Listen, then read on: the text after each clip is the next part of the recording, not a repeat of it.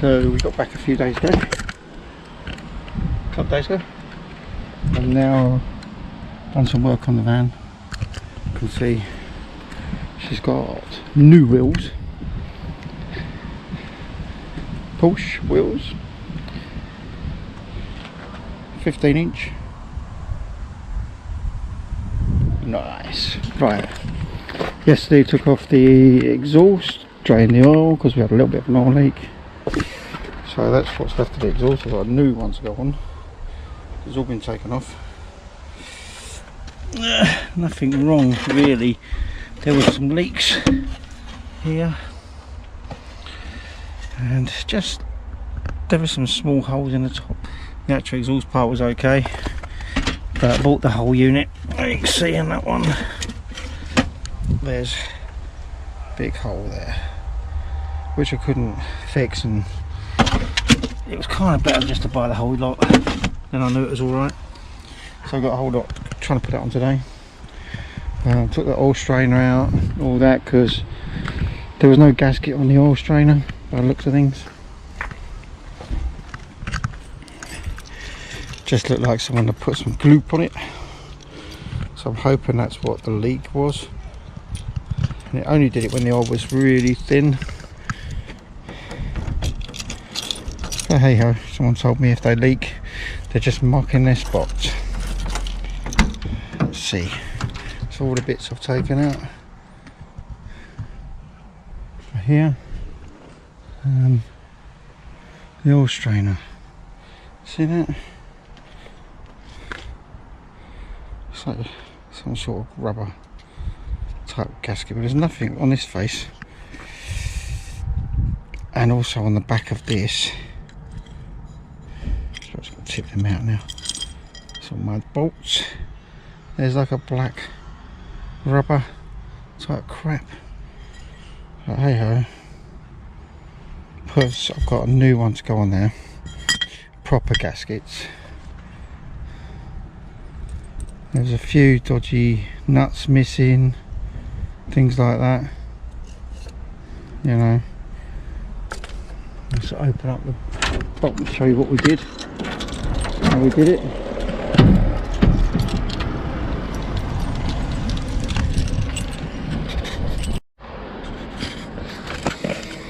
So inside the engine bay, we've taken off all that plate work, and it was quite easy to do this one. So the studs came out of that one, 13mm. This all came off in one unit. Just undo these bolts there, these bolts here. These were nuts, but as I say, they came out with some more bits. Plate work's really easy, it's quite straightforward, about 6 bolts, something like that. My way from Cornwall, we lost, I didn't lose it, all fell to bits. Little oil filter, oil air filter thing used to sit there. Kind of helped actually, to be honest with you, because it stopped the oil from blowing out. I suppose it must have been pressure.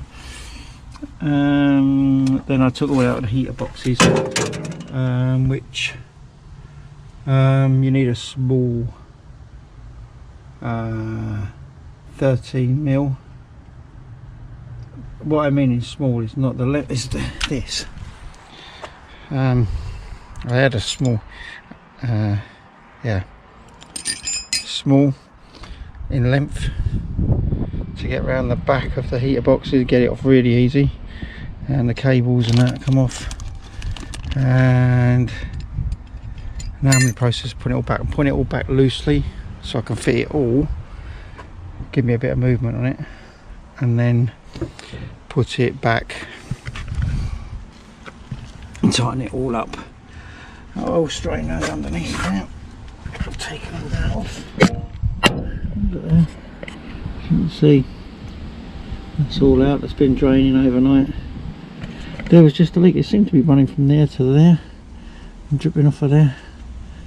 I don't know. Hopefully that's all it is. But as I say, you know, they say you can pop the engines out in 15 minutes. 4 bolts apparently. So if I have to, I have to. But it's we just done over 1,580 miles in it, and it didn't really, well, check the oil when we got back, it didn't really use a lot, about half a point I suppose it had lost in all that time. Not really bad. I've got a complete kit for it to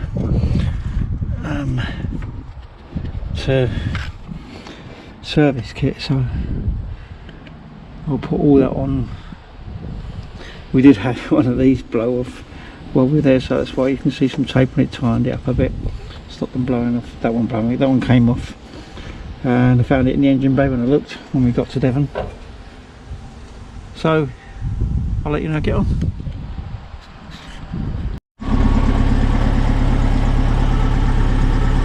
So exhaust is done.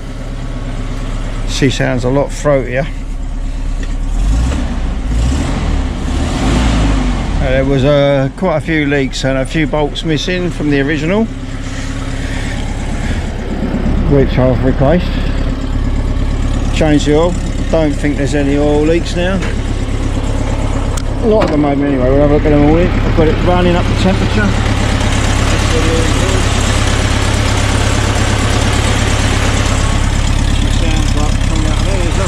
Any leaks in there, whereas before it was leaking all over the place. Got a bit of cardboard underneath there just to see where there's anything. I expect to get one drip or two from where, you know, I missed a bit with the oil and I was filling her up. So, but before it was running out. Everything's back in. Just got to put the plates back in. It seems a lot quieter actually. With it must have had something rattling about in there before, and now it isn't. So really pleased.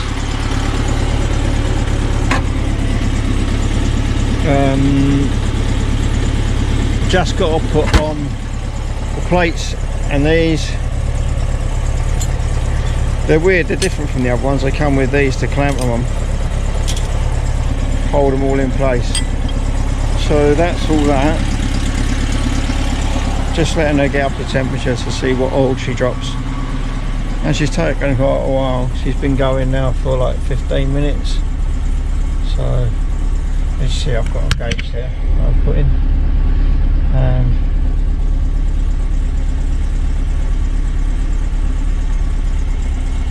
Now that's about near where running temperature. When we was running down to Cornwall, she ran about 75, yeah, about 75ish all the way, and we weren't hanging around. We were 60, 65, so you know, except for the hills, she dropped down quite a bit. I've got a few other bits to replace now. So like I said, I've changed the wheels and stuff.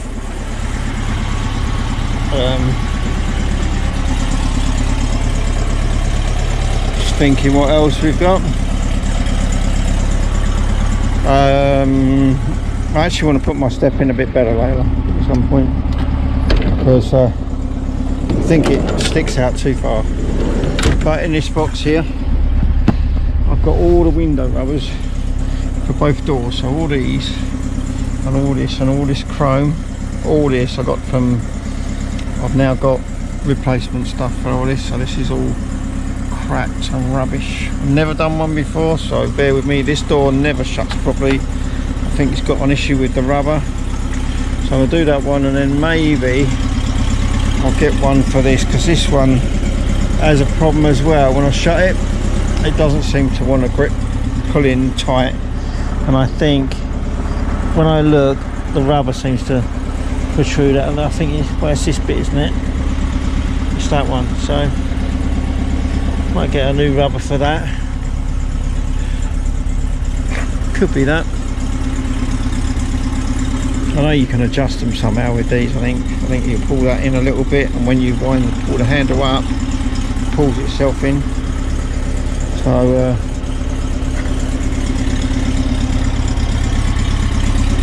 try that.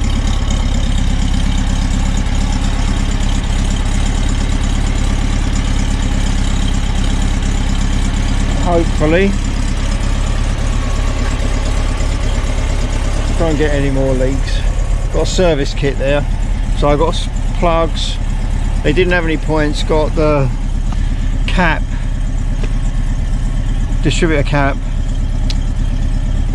There was the oil filter and stuff in there, the oil strainer, and a few other bits and pieces that come in it. I've got down there, I've got a new clutch cable and throttle cable in case that ever goes. Been warned about that on these. I'll show you this is what I got left actually. So the plugs, distributor cap, the rotor arm as well. So plugs are in there, few caps here. When I ordered the clutch cable, I got the outer cable as well. So cool. I don't know, I've got so many bits in here. What's in there? Oh, a bit of gas pipe. Oh yeah, so I've got to change one of my things over. I have got fan belts in case I need them.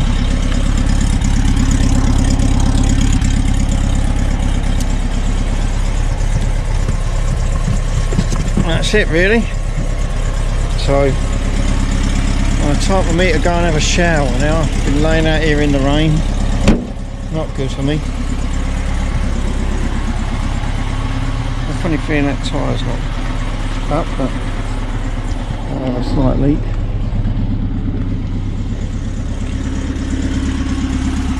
That one's alright. I'll have a little pump that up in a little while. Well, that's it for now. We're got a few more bits and pieces to do, so keep watching. Give it a thumbs up. Yeah, you can follow me if you like and see what mistakes I make, because I do.